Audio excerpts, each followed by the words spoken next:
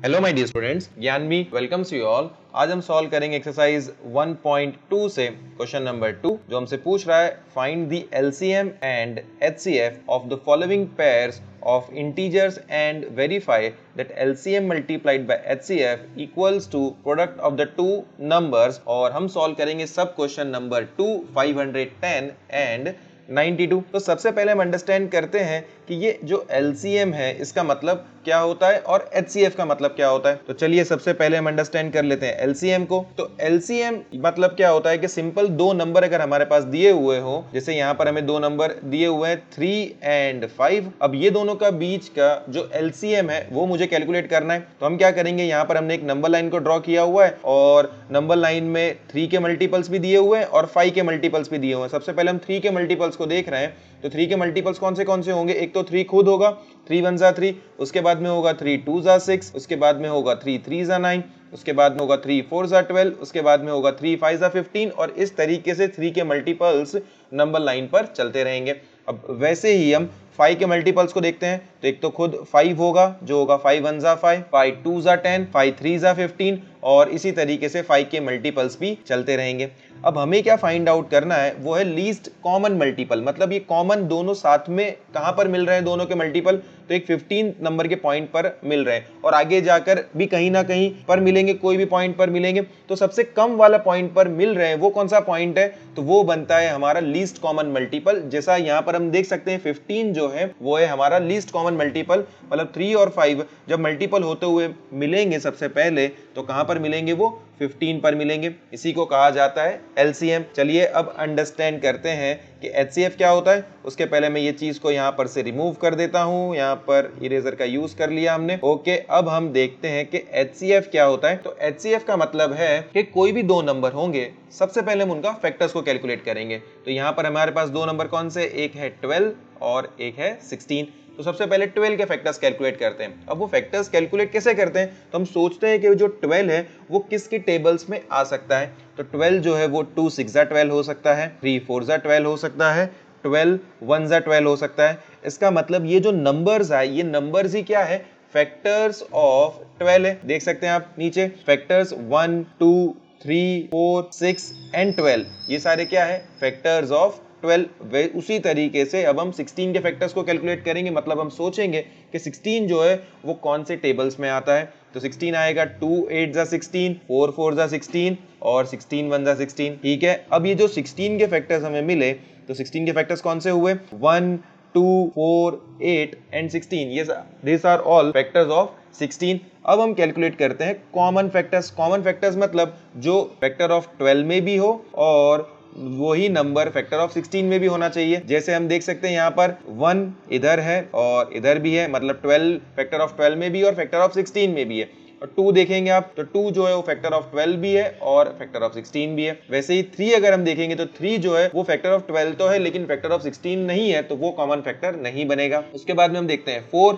अब देख सकते हैं 4 फैक्टर ऑफ 12 है और 4 फैक्टर ऑफ 16 भी है, मतलब 4 जो है वो भी क्या बनेगा, हमारा कॉमन फैक्टर बनेगा। इसी तरीके से हमने 1 2 एंड 4 कॉमन फैक्टर आएगा क्योंकि उसके बाद में 6 और 12 जो फैक्टर ऑफ 12 है वो फैक्टर ऑफ 16 में प्रेजेंट नहीं है, इसलिए 6 और 12 भी कॉमन फैक्टर नहीं बन सकते हैं। तो कॉमन फैक्टर जो हमें मिले हैं वो है 1 2 एंड 4। अगर हम इसमें देखेंगे कि सबसे हाईएस्ट नंबर कौन सा, हाईएस्ट वाला फैक्टर कौन सा है, तो वो बनता है 4।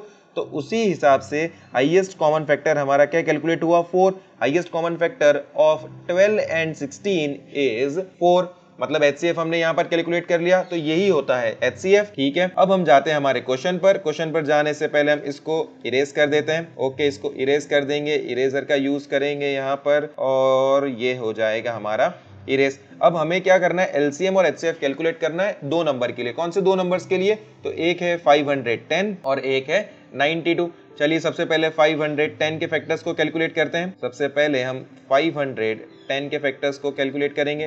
तो 510 सोचेंगे 510 कौन से टेबल्स में आ सकता है, तो 510 जो है वो एक इवन नंबर है तो 2 के टेबल में तो डेफिनेटली आएगा। तो 2 2 जा 4, 1 बचा है यहाँ पर, 2 5 जा 10, अगेन 1 बचा, तो यहाँ पर हो जाएगा 2 5 जा 10।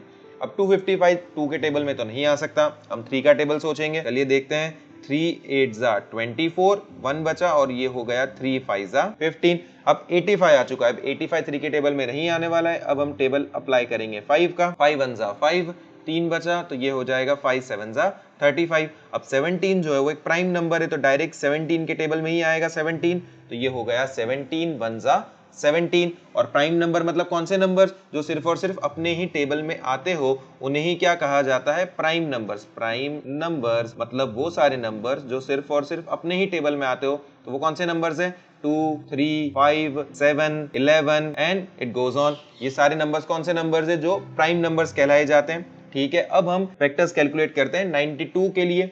तो 92 यहाँ पर मैं लिख रहा हूँ और 92 के फैक्टर्स को कैलकुलेट करते हैं। अब 92 एक इवन नंबर है, 2 का टेबल अप्लाई करेंगे, 2 4 जा 8, 1 बचा यहाँ पर तो ये हो जाएगा 2 6 जा 12। अगेन 2 का टेबल अप्लाई करेंगे, 2 2 जा 4 और ये हो जाएगा 2 3 जा 6। अब 23 जो है वो प्राइम नंबर है, किसी और के टेबल में 23 नहीं आता है, तो हम यहाँ पर क्या कर देंगे 23 1 जा 23। अब हम देख सकते हैं कि फैक्टर ऑफ 510 कौन से है, तो वो है 2 multiplied by 3 multiplied by 5 multiplied by 17। ये है फैक्टर्स ऑफ 510।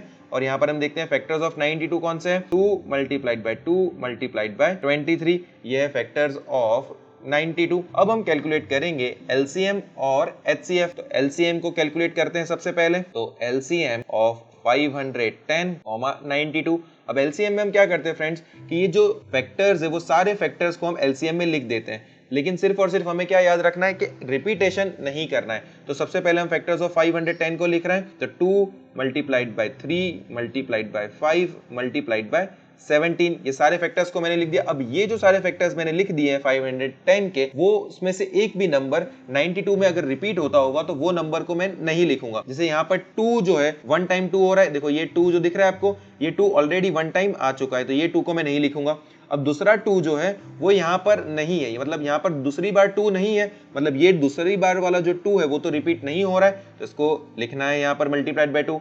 अब 23 देख सकते हैं कि 23 यहाँ पर एक भी बार नहीं आए, तो 23 को भी हम यहाँ पर लिखेंगे, तो यहाँ पर लिख देंगे मल्टीप्लाइड बाय 23। अब हम क्या करेंगे, 2 multiplied by 3 is 6 and 6 multiplied by 5 is 30, तो यहाँ पर हम लिखते हैं 30 multiplied by 17 multiplied by 2 multiplied by 23। अब हम देख सकते हैं यहाँ पर 30 मल्टीप्लाइड बाय 2 कितना हो जाएगा 60, और यहाँ पर बचेगा 60 multiplied by 17 multiplied by 23 multiplied by 23। अब हम 60 मल्टीप्लाइड बाय 17 करते हैं, ठीक है, तो यहाँ पर हम रफ वर्क कर लेंगे। ओके, रफ वर्क करते हैं। 60 मल्टीप्लाइड बाय 17 को कैलकुलेट करते हैं, तो 60 मल्टीप्लाइड बाय 17, अब 2 डिजिट है तो हम सबसे पहले क्या लिख देंगे यहाँ पर 0, 1 0 जा हो जाएगा 0, 1 6 जा हो जाएगा 6। अब अगेन 7 0 जा 0, 7 6 जा 42, 0 plus 0 is 0, 0 plus 2 is 2, 6 plus 4 is 10, तो 1020 आया। मतलब 60 मल्टीप्लाइड बाय 17 जो है वो है 1020 मल्टीप्लाइड बाय 23 करना है। अब अगेन हम रफ वर्क की जगह को यूज करेंगे, 1020 मल्टीप्लाइड बाय 23, तो ये कितना हो जाएगा, 0 सबसे पहले रखेंगे, 2 0 जा 0, 2 2 जा 4, 2 0 जा 0, 2 1 जा 2, 3 0 जा 0, 3 2 जा 6, 3 0 जा 0 एंड 3 1 जा 3। अब यहाँ पर हम 0 प्लस 0 कर देंगे, 0 plus 6, 4 plus 0 is 4, 0 plus 3 is 3 और 2 एज इट इज लिख देंगे। तो एलसीएम जो हमें मिला है वो है 23,460। ठीक है, अब हम कैलकुलेट करते हैं एचसीएफ। तो एचसीएफ क्या होता है कि जो दोनों में कॉमन हो वही हमारा क्या बनेगा, एचसीएफ बनेगा, एचसीएफ ऑफ 510, 92।